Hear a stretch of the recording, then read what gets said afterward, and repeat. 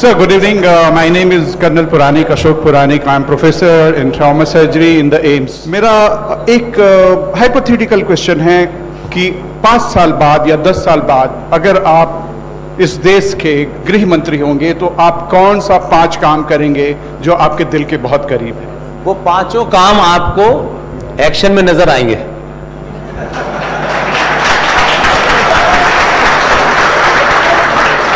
आप जो 5 काम नहीं सर मेरा क्वेश्चन ये है, मैं समझ गया। कौन से जैसे मैं बताता हूं मेरे 5 मुद्दे हैं।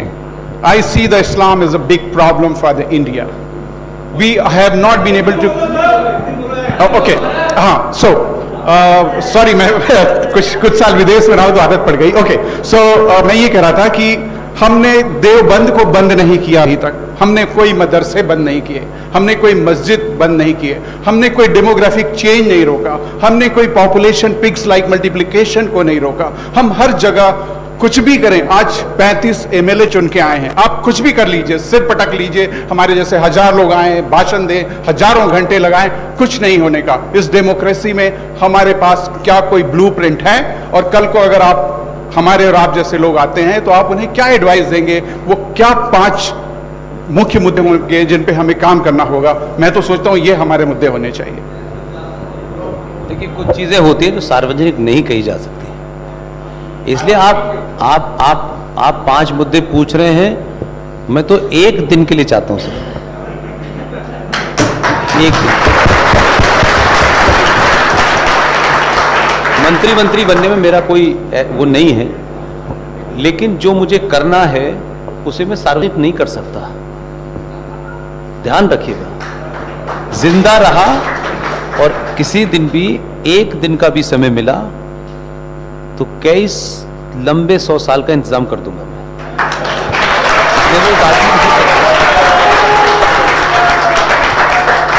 इसलिए कि मुझे वो जगह पता है कि कहां पे निशाना लगाना है, और राज व्यवस्था सब कुछ बता के नहीं करती,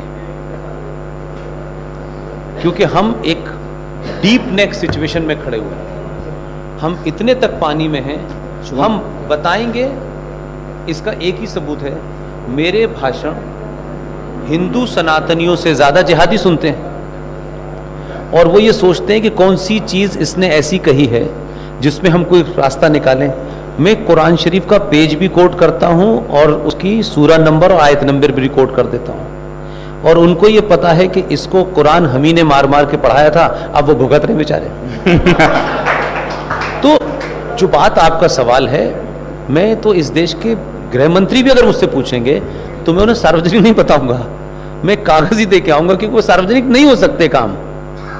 इसलिए क्योंकि आप दूसरी सिचुएशन में खड़े हैं। आप व्यवस्था और सत्ता के माध्यम से बहुत सारी लड़ाई नहीं लड़ सकते, और ये कहेंगे ये करने से ये ठीक हो जाएगा, नहीं होने वाला।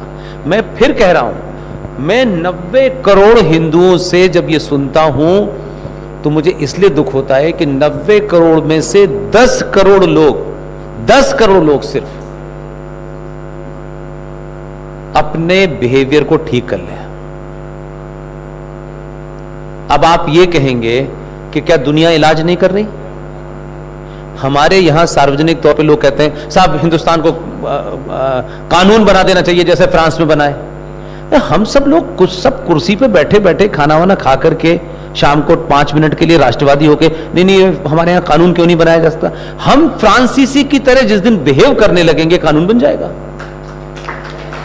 आपके सामने की घटना है कि जब यह कत्ल हुआ तो फ्रांस में क्या मैंने कहा ना कि देखिए, आप वो रास्ता ढूंढते हैं जिसमें आपको कुछ नहीं करना, वो रास्ता ढूंढता हूं जिसमें कहता हूं मुझे गोली लगेगी तो I am ready, I am no problem.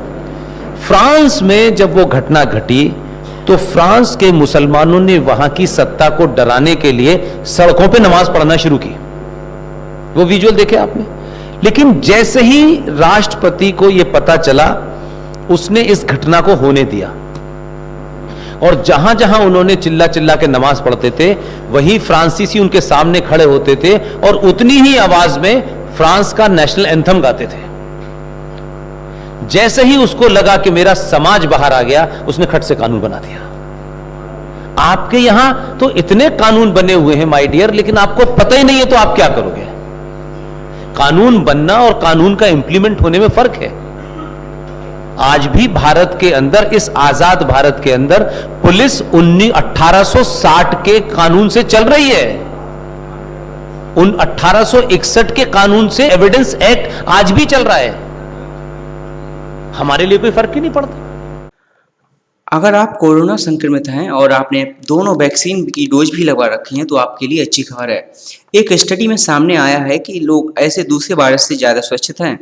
Journal the Lancet infectious disease में छपी एक स्टडी रिपोर्ट में बताया गया है कि साइंटिस्टों ने ब्राज़ील के 2 लाख लोगों पर रिसर्च पाया कि ऐसे लोग जो पहले कोविड पॉजिटिव थे, उनमें फाइजर या एस्ट्राजेनेका वैक्सीन लगने के बाद अस्पताल जाने या मौत से बचने के लिए 90% तक इम्यूनिटी बढ़ी। वहीं चीन की कोरोना वैक्सीन के मामले में इम्यूनिटी की मात्रा 81% तक थी। जॉनसन ने एक टीके से 58% तक इम्यूनिटी बनाई। स्टडी रिपोर्ट पर डॉक्टरों का कहना है कि नेचुरली कोविड संक्रमण से बनी शारीरिक क्षमता और वैक्सीन से मिली इम्यूनिटी के कारण बनी मिश्रित प्रतिरोध क्षमता ही हमें इस वायरस से बचाती है। साथ ही यह शरीर में विकसित होने वाले दूसरे वायरस से भी हमारी रक्षा करती है। कुछ ऐसा ही रिसर्च स्वीडन में किया गया तो वहाँ भी कुछ ऐसे ही आंकड़े मिले। यहाँ पता चला है कि कोविड से ठीक होने वाले लोगों में 20 महीने तक इम्यूनिटी ऐसी ही रही कि कोरोना वायरस से सेफ थे। यही नहीं कि जिन लोगों ने दोनों वैक्सीन लगवा ली थी उनमें हाईब्रिड इम्यूनिटी देखने को मिली, वहीं दूसरे वायरस में भी सेफ हो गए। कोरोना का टीका उन लोगों में ज़्यादा कारगर हुआ जो कोविड पॉजिटिव हो चुके थे और दोनों डोज भी लगवा चुके थे। दोस्तों, अगर आपको वीडियो पसंद आया है तो वीडियो को लाइक अवश्य करें, चैनल को सब्सक्राइब करना ना भूलें। मिलते हैं अगली वीडियो में, तब तक के लिए जय हिंद, जय भारत।